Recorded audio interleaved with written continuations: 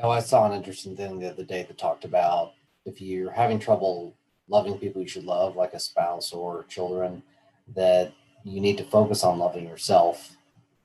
And it kind of reminds me of when I say on an airplane, put your mask on before your kids. Is you can't take care of other people. You don't take care of yourself. But it's so much easier said than done. And, your instinct when your child is with you is not to put your own mask on first. That's why they have to keep saying it because it's so counterintuitive. Like you would want to think about your child. And so you really have to be taught this. And also, a lot of people don't love themselves. And that's the deep, dark secret of PTSD. And they don't love themselves because they don't love how they behaved when the things that arguably were uncontrollable occurred. They don't like their response, which they may feel was controllable. And so there's a lot of self judgment and self blame and a lot of feeling that one could have prevented negative outcomes for other people as well as themselves. And so a lot of people don't feel so good about themselves. And so, yeah, it's very hard. It's easy to say love yourself, but gosh, it's hard to do sometimes. And so part of the therapeutic process really involves finding self-compassion, finding finding the you that you should love. And by the way, a lot of people signed up for the military without loving themselves either, to run away from something else. So not everyone's story is different, but this idea of loving yourself, loving your neighbor as you love yourself is supposed to be hard. Loving yourself as you love your neighbor might also be hard, right? Right. All those things are hard, right? What would you say is the greatest, for lack of a better term, weapon in combating um, that struggle for someone to love themselves? I think judgment, really, this idea that we all live in a world where we're constantly judging others and others are judging us and we're judging ourselves. And so um, I think inside, some of us worry that if we were in a situation that is life threatening, we wouldn't necessarily be able to survive it in the way that our kind of superhero version of ourselves wants us to survive it. And so I think it's really hard. That's one thing that stands in the way. So I mean, we're given lessons from really early on about the person we ought to be, and and especially people who serve. I mean, they have an ethic of serving someone else. They have this ethic of doing something that is right. And so when something happens and it wasn't right, that could really that could be very difficult. Or just expecting one thing and having the world be very different than what you thought it was going to be like.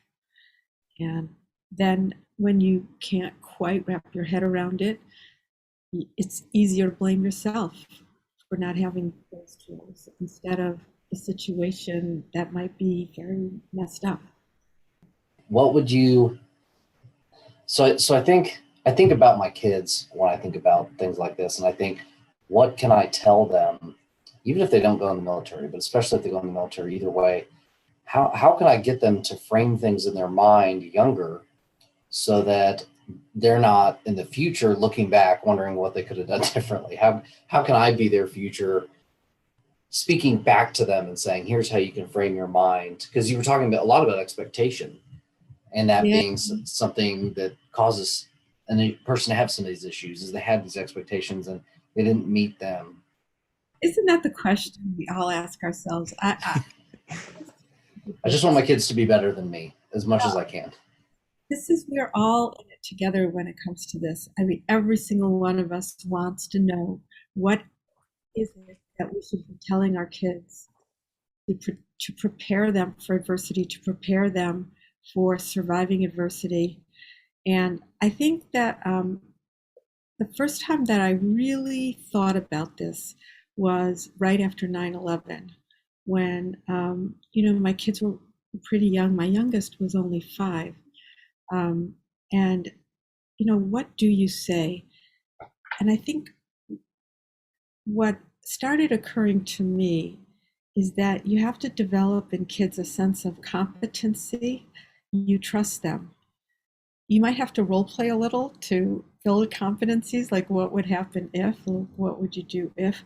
But the idea of letting your children know that you trust them to do the right thing, to survive, to use their wits, um, I think builds the kind of core competency and resilience um, for adversity. And it's another thing that's counterintuitive, I think, just like the put your mask on yourself, before you put it on your kids. Because as parents, we want to say, don't worry, mommy and daddy will protect you. Don't worry when there's a problem, I've got this. We want to be, the heroes in our kids' lives, like, don't worry about it.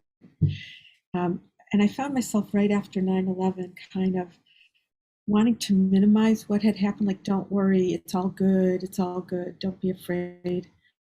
And then I realized that that wasn't the most helpful thing I could be doing, because I'm artificially trying to make a fear go away. And all that does is make me not somebody that somebody who's afraid can trust. It's not validating the fear.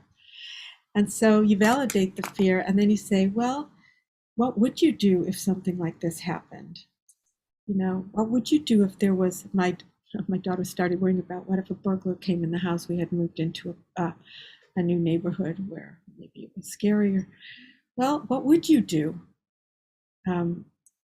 Crawl under the bed. That's good. You'd crawl under the bed. Take my phone. So if you start to, instead of saying, don't be afraid, there's no monster under the bed, there's no boogeyman. If you start to work with it more like, well, let's hear what you're afraid of. Let's hear about these magic powers that the boogeyman has. What are your powers? What are you going to do? And start to kind of not do what I used to do, which is try to minimize knowledge of a cruel world, right? Try to pretend we're living in a buffered zone, and that I could be a good enough buffer. Not throwing them into adversity, but the middle ground. When you see it, linger on it and say, okay, that is bad. So what do we do when these things happen? What would make this person, if something bad happens to someone else, what shall we do to make them feel better? Just sort of working with adversity as a fact instead of trying to pretend it isn't one, I think is preparation for resilience. I think that's part of also basic training too, right? Yeah, in fact, the Army hits on resiliency quite a lot. Yeah.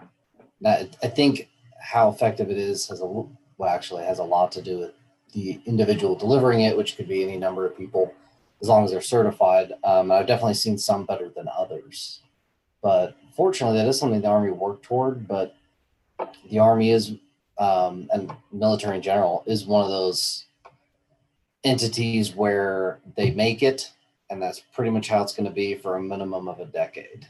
And it's and this isn't a dig on them. It's with such a huge entity that has schools that people come and learn. You can't just change stuff every month or two. And that's why I think people who do work such as yourself is very helpful, because people can keep up to date with newer things and getting tools effectively to fight various psychological issues that they could be running into, such as resilience. Right, but just the idea that it's baked into it now that we can achieve resilience, that we can train to be more resilient following adversity, even if the specifics are not, completely lined up each time. But the message is that we don't break in two.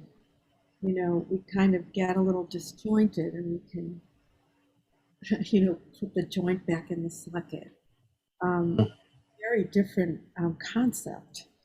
And so, the newer ideas will just build on that.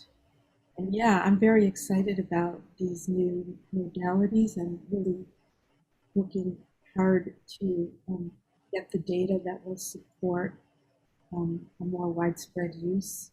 That there is healing, I think, is a really important message for people. Do you have any advice for any listeners that are struggling with PTSD that might be wanting to? I guess the biggest thing, sometimes the hardest thing is to ask for help. So It's really hard to ask for help, but with PTSD, it rarely goes away on its own. And so you've got to take some kind of step, whether it's going to a mental health provider, if you're a veteran who's eligible for care at a VA. I would recommend it. I have to say, I would recommend it. And there are all sorts of alternative things that you can do to just take better care of your physical body. The temple in which your soul resides. Really, a lot of people after they leave the military, they put on a lot of weight. They continue to eat almost as much as they did when they were needing all those calories in combat. They lose their regimen of physical fitness. Continuing to take care of your body, continuing to be well nourished, laying off of the caffeine, which is a real hidden problem. I mean, if you're hyper aroused and you are having trouble concentrating or sleeping, adding, 5 cups of coffee into that mix a day is probably not your best card to play. So just being very aware of the things that are in your physical environment that are, I know, innocuous in and of themselves, but when you add them up, it's kind of not giving yourself the optimal healing environment. Just the fallout of a bad night's sleep, and we've all been there, is you're even more irritable. You're even ripe for more problems. So just taking care of the basics is very, very important. And just the idea there's so many different kinds of people out there that are willing to help. And if you know that you're drinking too much or smoking too much or, doing things that are kind of helping, but that you'll pay a bill for much later on, there are ways to get help for that. I think that we live in a world where we can get on the internet and we can know where there's an AA meeting, and we can know, we can type in resources for veterans and many, many things will pop up. There are wonderful not-for-profits, government agencies, not-for-profits, a whole slew of people that really care about veterans. And the hardest first step is to have the veteran care about himself or herself and know that, not to sound cliche, veteran lives matter, but you have to say it to yourself more than anything else. Right. Just like you talked about being, and that's kind of what those sessions were bringing, is them feeling a part of the earth, like they deserve to be here. You have to get in touch with that initial feeling that made you want to serve someone else and realize that getting help for yourself serves you and them too. In just the same way that signing up for the military was designed to do both. And so now Now you're going to be doing the same thing you did in a little bit different way for very similar reasons, and you've got this. And that reaching out to a community of people that are a little further along in their healing recovery journal can be extraordinarily helpful. And most veterans that I have met will praise their community of fellow veterans a lot more than their provider. I mean, both are probably very important. A lot of people who have PTSD think no one can understand. But really, a lot of people can understand. You just have to go find them. Yeah. That is great advice. And thank you again so much for coming on and all the work that you do for us and the whole community. Pleasure. Thank you for what you're doing. It was great conversation. Thank you for having me. Yeah. Thank you. We thank you for listening, and we hope you got something helpful out of this.